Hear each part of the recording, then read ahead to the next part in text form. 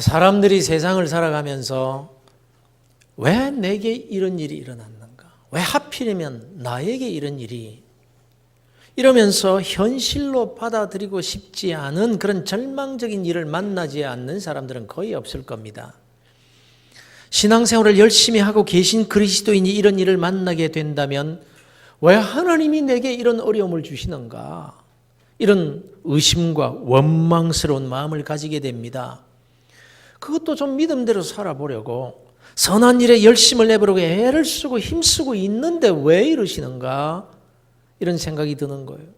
그래서 열심히 신앙생활 잘 하려고 하면 오히려 일이 잘 풀리고 안 되는 일도 잘 되고 도와주려는 사람들이 많이 생겨나고 이래야 정상일 것 같은데 오히려 길이 막히고 기대했던 일이 뒤틀려버리고 믿고 도와줄 줄 알았던 사람이 배신하고 뒤돌아서게 되는 그런 일을 만나게 되면은 낙심하고 시험에 들기가 쉬운 법이다라는 것입니다. 그러나 여러분 기억하십시오. 믿음의 사람이라면 바로 이때가 중요한 시점이라는 사실입니다. 이걸 알아야 됩니다. 바로 여기에서 내가 어떤 태도를 취하느냐, 어떤 방향으로 가느냐, 어떻게 결정하느냐 굉장히 중요한 시점이라는 사실입니다. 에레미야 29장에서 이렇게 말씀하고 있습니다. 여호와의 말씀이니라 너희를 향한 나의 생각을 내가 아나니 평안이요 재앙이 아니니라 너희에게 미래와 희망을 주는 것이니라 이렇게 말씀하고 있습니다. 우리 눈에는 재앙같이 보이고 왜 내게 이런 일이 생겼는가 이렇게 하면서 절망할 수밖에 없는 현실과 같이 보이지만 그러나 하나님은 재앙이 아니라고 합니다. 평안을 주시려는 하나님의 생각이시고 장래의 소망과 희망을 주시기 위해서 허락하신 일이다 이렇게 말씀하고 있다는 거예요. 여러분 성경은 나침반과 같습니다. 그래서 우리는 늘 이 인생의 나침반인 성경 말씀을 따라 인생의 방향을 정하고 또 수정하고 따라가야 하는 것입니다. 거기에 평안이 있고 거기에 소망과 희망이 있기 때문입니다. 그런데 눈에 보이지 않는 공중 권세 잡은 약한 마귀 사탄은 이 나침반인 성경을 보지 못하도록 만듭니다. 아니면 나침반을 보아도 알고 깨닫지 못하도록 만들어버립니다. 저 캐나다에 어떤 호수가 있었는데 거기에 자살하는 사람들이 많았대요. 자살하는 사람이 너무 많으니까 시에서 이제 조치를 취합니다. 부산에는 태종대 자살바위에 어떤 조치를 취해 놓았습니까? 모자상을 세워 놓았습니다. 그 자살하려고 하다가도 그 모자상을 보고 어머니를 생각해서 생각을 바꾸라 그런 뜻이겠죠. 이런 의미에서 캐나다의 그 호수에도 팻말에 글을 써서 세워두었다는 것입니다. 그 팻말에 쓰여진 글이 뭐냐? 한 번 더 생각해 보시오. 이 말입니다. 한 번 더 생각해 보시오. 어느 날 어떤 청년이 자살을 하려고 그 호수에 왔는데 그 팻말을 보지 못하고 물속에 뛰어들었습니다. 물속에서 이제 들어가서 가만히 생각을 해봅니다. 이래서 안 되겠다. 이렇게 허무하게 죽을 수가 있냐? 기왕에 죽을 것 그래서 한 번 더 열심히 살아보고는 죽자 이런 생각을 가지고는 다시 그냥 악착같이 헤엄쳐서 땅 위로 기어 올라왔습니다. 겨우 기어 올라왔는데 눈앞에 팻말이 하나 딱 서 있습니다. 한 번 더 생각해 보시오. 한 번 더 생각해 보니까 이거 기왕에 죽으려고 한 거 죽어야지 이게 뭐냐? 그러고는 다시 물속으로 뛰어들었다 그런 얘기입니다. 진리의 말씀도 잘못 보고 잘못 적용시키면 안 된다 이 말씀입니다. 마귀는 말씀을 보지 못하게 만들고 듣지 못하게 방해하는가 하면 보아도 들어도 잘못 적용시키도록 만들어버립니다. 예컨대 온갖 우상을 숭배하며 예수를 안 믿다가 전도를 받고 예수를 믿게 된 사람이 어려움을 당하게 되면 봐라 네가 이렇게 어려운 일을 만난 건 종교를 바꿔서 그런 거 아니냐 예수 믿으면 잘 된다든지 이게 뭐냐 그러면서 다시 정치를 가라. 다시 굿해야 된다. 이렇게 만들어버리는 거예요. 신앙생활을 잘하고 있는 그리스도인에게 이런 어려움이 생기게 되면 봐라 기도해도 안 되잖아. 낙심하게 만듭니다. 냉소적인 신앙이 되게 만들어버립니다. 불평하고 원망하게 만들어서 점점 더 교회와 멀어지게 만들고 결국은 하나님과 멀리 떨어져서 그렇게 불신의 삶을 살도록 만들어버리는 것이 마귀 사탄이 하는 짓입니다.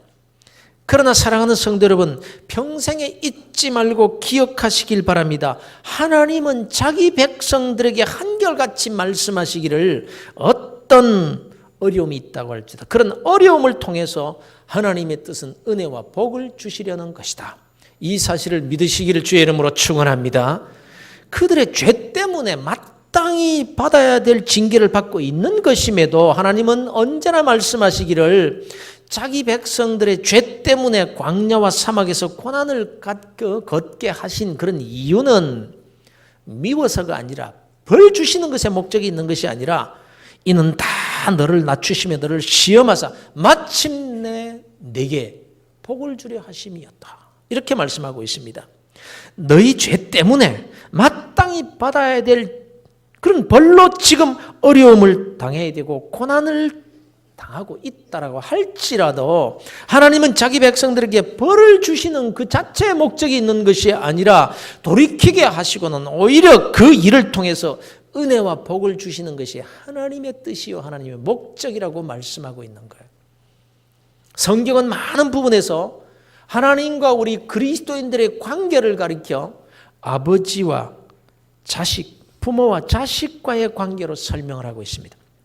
그래서 우리가 그 거룩하신 하나님을 가리켜서 아버지라고 이렇게 부르게 된 것입니다. 하나님의 사랑을 도무지 어떻게 표현할 수가 없으니까 그래도 이해하기 쉬운 부모가 자식을 사랑하는 그 사랑의 비유를 하고 있는 것입니다. 부모의 자식 사랑은 이해관계를 떠난 사랑입니다. 그저 자식이니까 사랑하고 자식이라는 이유만으로 그저 아낌없이 주고 희생하는 것이 부모입니다. 그런데 호세아서에서는 하나님과 택하신 백성과의 관계를 남편과 아내의 관계로 설명을 합니다. 하나님의 사랑을 이런 부모 자식의 사랑과 같은 그런 사랑만으로는 도무지 설명할 수가 없어서 그것 가지고는 하나님의 그 사랑을 설명할 수 없기 때문에 호세아를 통해서 하나님의 또 다른 우리를 향한 하나님의 그 사랑을 설명해 주시는 겁니다. 바로 남편과 아내의 관계를 예로 드는 겁니다. 하나님이 가장 싫어하시는 것이 뭡니까? 바로 우상 숭배의 죄입니다. 하나님의 백성이 하나님을 떠나 다른 신, 곧 우상을 섬기는 것을 가장 싫어하십니다. 그런데 이스라엘 백성들이 하나님을 떠나 우상을 섬기는 것을 가리켜서 너희들이 간음했다 이렇게 말씀하셨습니다. 여러분, 이렇게 말씀하시는 하나님의 그 마음을 이해하실 수 있어야 됩니다. 하나님이 자신을 가리켜서요 질투하는 하나님이라 이렇게 말씀하셨다고요. 이스라엘 백성들에게 우상 숭배하지 말라는 계명을 주시면서 이렇게 말씀하십니다. 나 내 하나님 여호와는 질투하는 하나님인즉 나를 미워하는 자의 죄를 갚되 아버지로부터 아들에게로 3, 4대까지 이르게 하거니와 나를 사랑하고 내 계명을 지키는 자에게는 1000대까지 은혜를 베푸느니라. 이렇게 말씀해요. 하나님은 질투하신다라고 말씀하고 있습니다. 출애굽기 34장에 보면 너는 다른 신에게 절하지 말라. 여호와는 질투라 이름하는 질투의 하나님임이라. 이렇게 말씀하십니다. 신명기 4장에서는 내 하나님 여호와는 소매라는 불이시요 질투하시는 하나님이시라. 신명기 6장에서도 너희 중에 계신 너희의 하나님 여호와는 질투하시는 하나님이신즉 너희의 하나님 여호와께서 내게 진노하사 너를 지면에서 멸절시킬까 두려워하노라. 이렇게 말씀하고 있습니다. 질투하시는 하나님. 그러면 왜 질투하실까요? 하나님 왜 질투하신다고 말씀하실까요? 질투는요 아무에게나 하는 것이 아닙니다. 질투는 자기가 사랑하는 자에게 하는 법입니다. 여러분 보십시오. 여러분의 아내가, 내 아내가 다른 남자를 흘끼들끼 쳐다보면서 꼬리를 쳤다 합시다.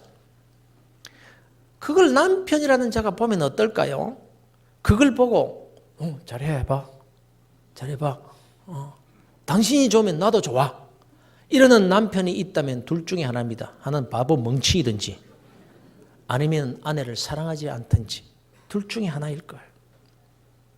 남편이 자기 아내를 사랑하면 사랑하는 만큼 다른 남자에게 꼬리를 쳤다 그러면 칼 들고 나오고 총 들고 나오고 총도 따발총 들고 나와서 난리를 치자.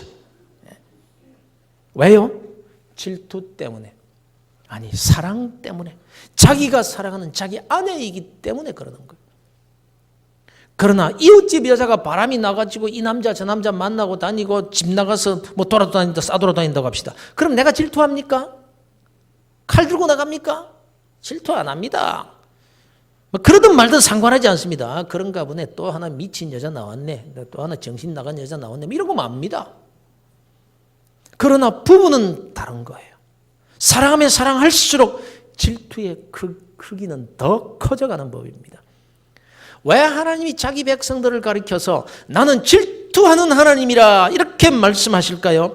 그만큼 사랑하신다라는 말씀을 하고 있는 거예요. 하나님의 그 만극하신 사랑을 인간의 언어로 인간이 이해할 수 있도록 설명하실 길이 없으니까 그래도 인간이 가장 이해하기 쉬운 아버지와 아들과의 관계로 설명을 하시고 남편과 아내의 관계로 설명하고 계신 거예요. 당시 이스라엘 백성들은 하나님을 모르는 사람들이 아니었습니다. 하나님을 떠났다고도 하지 않았습니다. 하나님을 믿는다고 했고 하나님을 섬긴다고 했습니다. 다만 그 하나님의 위치에 다른 우상들도 같이 바알도 세워놓고 있었다라는 것입니다. 하나님을 모른다고 하지 않아요. 하나님 섬기지 않는다고 하지 않아요. 예수 안 믿는다고 하지 않는다 이 말씀입니다. 그런데 그 자리에 또 다른 바알을 세워놓고 있는 것을 가리켜서 하나님은 질투하신다. 하나님은 경건한 선지자 호세아에게 저 음란한 여자, 거리의 여인이었던 고멜을 데려다가 네 아내로 삼으라 이렇게 명령하십니다. 이 기가 막힌 하나님의 명령에 순종해서 호세아가 음란한 여자 고멜을 아내로 맞이합니다.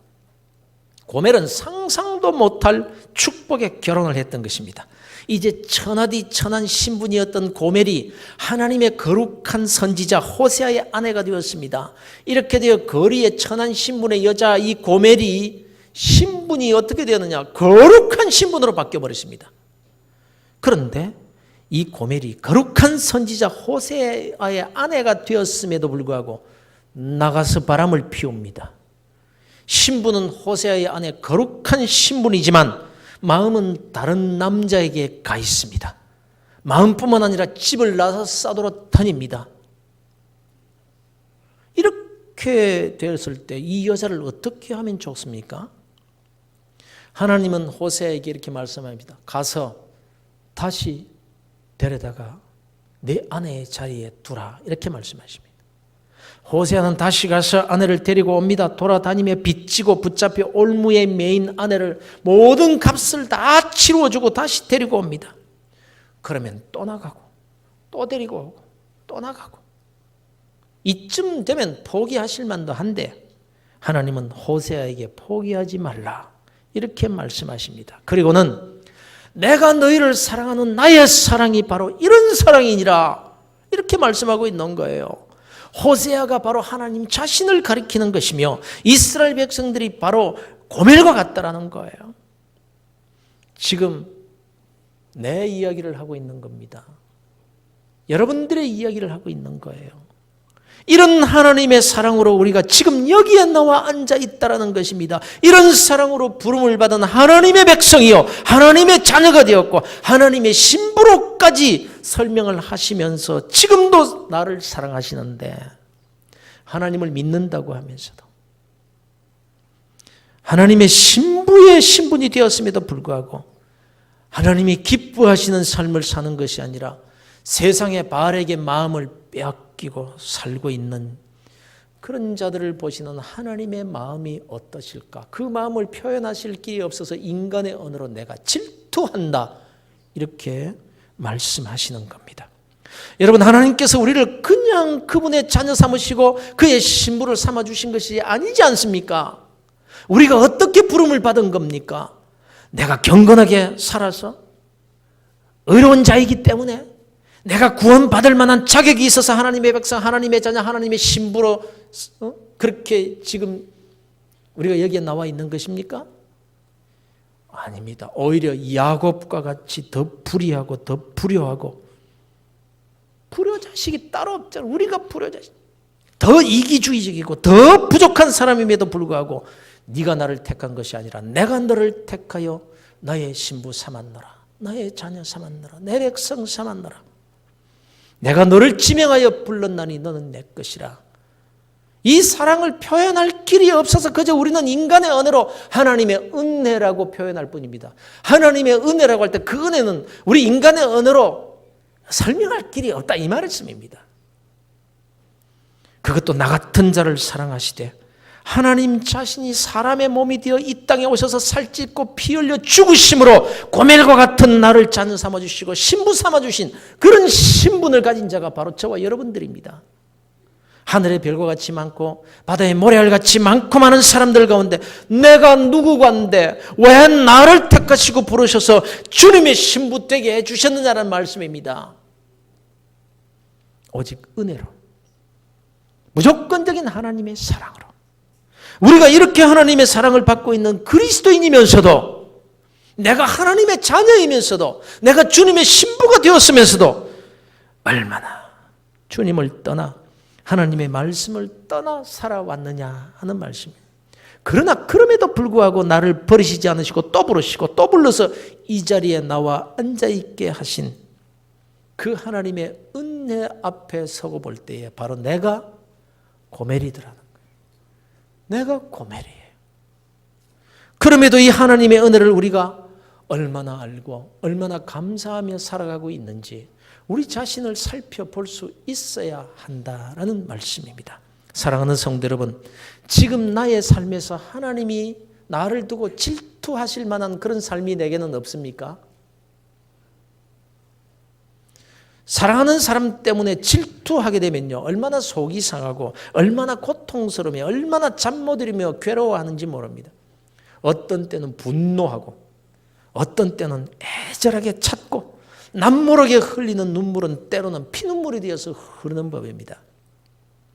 하물며 하나님께서 나 때문에, 나 같은 인간 때문에 분노하고 속상해하시고 나 때문에 괴로워하시고 나 때문에 눈물 흘리신다고 생각해 보신 적이 없으십니까? 아이고, 하나님이 나 같은 자 때문에 뭐 그렇게 안타까워하실까? 이렇게 생각하기 쉽습니다만, 그러나 그렇게 생각하는 것 때문에 하나님은 더 괴로워하신다는 사실을 기억하실 수 있기를 바랍니다. 내가 사랑하는 사람이 내 사랑을 알아주지 못할 때 더 고통스러운 법입니다. 짝사랑의 고통이 가장 힘들다고 하지 않습니까? 그럼에도 불구하고 우리가 얼마나 하나님께 냉정한지 모릅니다. 얼마나 하나님께 우리가 냉정한지 모릅니다. 주일날 예배 시간에 잠깐 얼굴 비추고는 냉정하게 돌아서서는 한 주간을 살 때는 하나님과 전혀 상관이 없는 사람같이 살아가고 있습니다. 하나님이 질투하시지 않을까요? 나를 어떻게 구원해 주셨는데? 독생자 예수 그리스도를 죽이시고 그 핏값으로 나를 신부의 자리를 앉히시고 그렇게도 나를 사랑하고 계시는데 어떻게 하나님이 질투하시지 않겠느냐는 말씀입니다. 사실 이쯤 되면요, 나를 포기하실 만도 합니다. 야, 너는 도저히 안 되겠다. 너 인간이 왜 그러냐? 너는 너만큼 도저히 안 되겠다. 이렇게 하실 만도 한데 주님은 이렇게 말씀하십니다. 세상에 있는 자기 사람들을 사랑하시되 끝까지 사랑하시니라. 끝까지 사랑하시니라. 내가 죽을 그 순간까지 하나님은 나를 사랑하신다고 말씀합니다. 비록 내가 하나님을 떠나 고멜과 같은 삶을 살고 있을지라도 하나님이 눈물을 흘리시며 질투하실지언정 끝까지 나를 사랑하신다라고 말씀하고 있습니다. 사랑하는 성도 여러분, 어떻게 살아가야 할까요? 예수를 믿으니까 천국은 가게 되겠죠. 그러나 하나님께서 질투하시는 한평생의 삶을 살아가서야 되겠느냐 하는 말씀입니다. 하나님은 이렇게 말씀하십니다. 그러므로 보라, 내가 그를 타일러 거친 들로 데리고 가서 말로 위로하고 거기서 비로소 그의 포도원을 그에게 주고 아골 골짜기로 소망의 문을 삼아 주리라. 이렇게 말씀하고 있습니다. 무슨 말씀입니까? 하나님이 내가 고멜과 같은 자이지만 사랑하시기 때문에, 무조건 사랑하시는 그 사랑 때문에 그들을 아골 골짜기와 같은 거친 들로 데리고 가신다는 거예요. 고통과 고난의 골짜기를 말합니다. 하나님은 바로 그 그리로 데려가셔서 거기에서 위로해 주시고 포도원을 주시겠다고 하십니다. 성경에서 포도원이란 기쁨의 상징이요 감사가 넘치는 잔치집을 상징하는 말입니다. 그럼 왜 하나님은 거친 들, 아골 골짜기, 실패의 자리, 그리로 데리고 가서 포도원을 주시겠다고 하시는 걸까요? 아골 골짜기로 내려가지 않고서는 남편에게로 돌아오지 않는 고멜과 같은 우리의 모습을 말씀해 주고 있는 거예요. 우리가 그런 존재입니다. 그러나 하나님은 그 거친 아골 골짜기에서 벌받고 고통 속에 살도록 하시는 그것이 목적이 아니라 바로 거기에서 위로와 함께 포도원을 주시겠다고 하시는 겁니다. 그래서 그 아골 골짜기를 가리켜 소망의 문이라고 하는 겁니다. 거기서 비로소 그의 포도원을 그에게 주고 아골 골짜기로 소망의 문을 삼아 주리라. 사랑하는 성도 여러분, 소망의 문이 어디에 있습니까? 기름진 땅이라고 하지 않습니다. 화려한 도시나 궁궐이라고 하지 않습니다. 거친 들, 아골 골짜기, 고난의 골짜기, 실패의 골짜기, 고통과 슬픔의 자리, 내가 어려움을 당한 바로 그 자리, 그 자리가 비록 내 죄 때문이요, 불순종의 삶 때문이요, 하나님 자리에 발을 두고 세상과 짝하여 산 고멜과 같은 그런 생활 때문에 받아야 될 당연한 실패와 고통의 자리라고 할지라도 하나님은 바로 그 자리를 소망의 문이 되게 해주시겠다는, 그것이 목적이라는 거예요. 우리 벌 주겠다는 것이 목적이 아니라, 아무리 떠돌아다니도 하나님은, 하나님의 사람은 결국 때에 불러주시기는 하시지만, 그러나 내가 너희를 얼마나 사랑하는데 왜 네가 나를 떠나서 사느냐? 늘 하나님은 이렇게 우리에게 말씀하시는 겁니다. 사랑하는 성도 여러분, 우리가 세상을 살다 보면 아골 골짜기 같은 거친 환경을 만날 때가 있습니다. 실패의 자리에 떨어질 때가 있습니다. 내가 원치 않았지만 어느 틈에 내가 선 자리를 보니까 아골 골짜기 같은 절망의 자리에 서 있게 될 때가 참 많습니다. 왜 내게 이런 일이 있느냐라고 할 만한 그런 아골 골짜기 말입니다. 많은 사람들이 그 아골 골짜기, 그 거친 들에서 절망합니다. 원망합니다. 포기하고 좌절하고 주저앉아버리고 맙니다. 그러나 하나님은 우리에게 그곳을 가리켜 소망의 문이 거기에 있다고 말씀합니다. 포도원으로 가는 길이 거기에 있다고 말씀합니다. 그래서 우리 그리스도인들에게는 바로 이 아골 골짜기에서의 태도가 중요한 거예요. 바로 그 자리에서 태도, 실패의 자리에서 나의 신앙의 태도가 중요한 거예요. 하나님이 나를 사랑하셔서 소망의 문으로 인도해 주셨다라고 할 수 있는 그 신앙의 고백이 바로 그 자리에서 필요하다는 것입니다.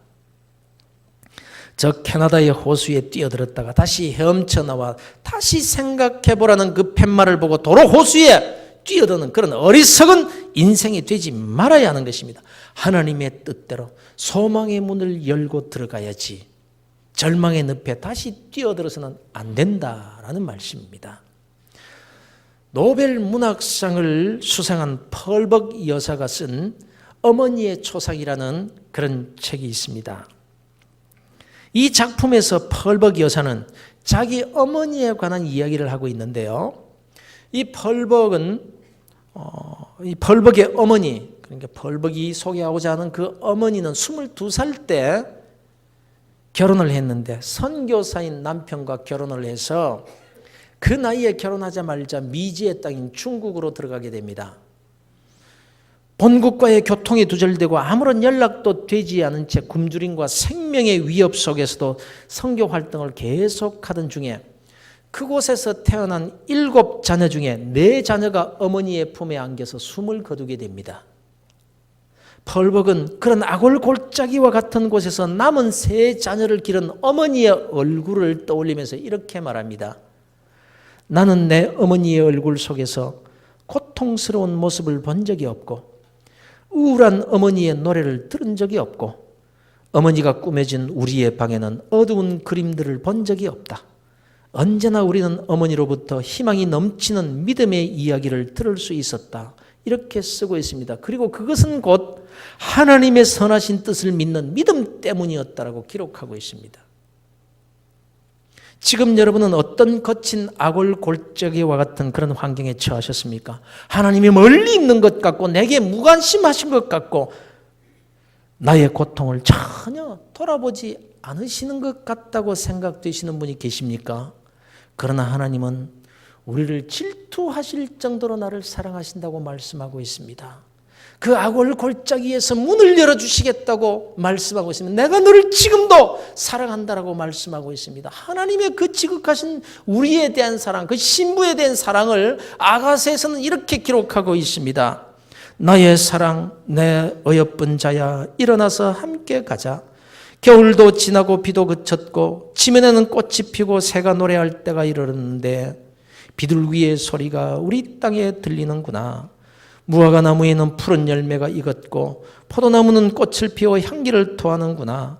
나의 사랑, 나의 어여쁜 자여, 일어나서 함께 가자.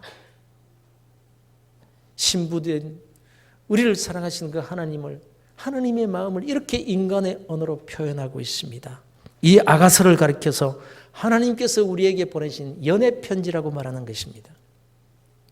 사랑하는 성도 여러분, 절망의 노래, 슬픔의 노래를 부를 수밖에 없고 좌절의 늪에 빠져버릴 수밖에 없는 거친 악월 골짜기를 만났다고 할지라도 여러분, 이곳에서 하나님의 뜻을 깨닫는 성도들이 되시기를 주의 이름으로 축원합니다. 하나님은 지금도 나를 사랑하시는데 나는 하나님과 같은 그 자리에 세상의 바알, 욕심의 바알, 불순종의 바알도 같이 두고 섬기며 살고 있지는 않느냐라는 것입니다. 내가 교회를 다니지 않는 것도 아니고 예수를 안 믿는 것도 아니고 하나님을 섬기지 않는 것도 아니고 하나님을 인정하지 않는 것도 아니지만 그 하나님의 자리에 또 다른 바알을 두고 살고 있지는 않느냐. 하나님은 그때 더 질투하시는데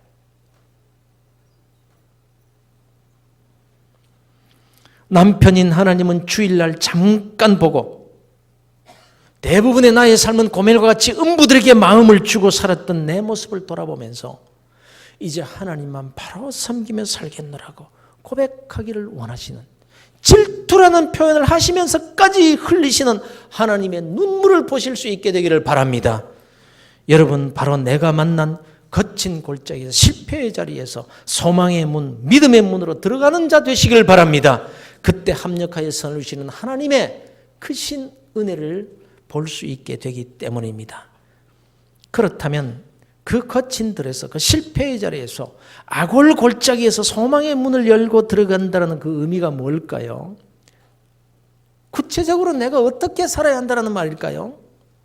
바로 거기에서, 그 실패의 자리에서, 그 어려운 자리에서 자기 자신의 입술로 절망과 좌절과 탄식의 노래 대신 소망의 노래, 감사의 노래를 부르라는 것입니다. 하나님께서 이것을 원하셔서 그곳까지 인도하셨기 때문입니다. 사방을 둘러봐도 의지할 데가 없지만 이제 하나님만 바라봅니다. 내 신앙을 돌이켜서 하나님께로 나아갑니다. 하나님과 같은 자리에 두었던 그 모든 세상의 유익이 될 것만은 같은 그런 우상을 내가 내려놓겠습니다. 손해가 된다고 할지라도 난 하나님만 섬기겠습니다. 이 신앙 고백을 기다리셔서 그 자리로 인도하셨다는 것입니다. 그래서 하나님은 내 귀에 들리는 대로 행하리라 그렇게 말씀하셨지 않습니까? 나의 입에서 나오는 모든 말을 다 듣고 계시는 무소부재하신 하나님께서 나의 신앙 고백을 들으실 수 있도록 우리가 서로에게 말을 할 때에도 절망의 말, 불신의 말 대신 희망의 말, 소망의 말을 하자는 것입니다. 믿음의 말을 시작하는 성도들이 되시기 바랍니다. 우리의 자녀들이 나중에 돌아보면서 그 어려웠던 시절 내 부모님과 우리 교회의 신앙의 선배들은 바로 그 어려운 자리에서 소망을 노래했었다고 고백할 수 있도록 나는 내 어머니로부터 언제나 희망이 넘치는 믿음의 말을 들었다고 우리 자녀들이 그렇게 고백할 수 있도록 살자는 말씀입니다.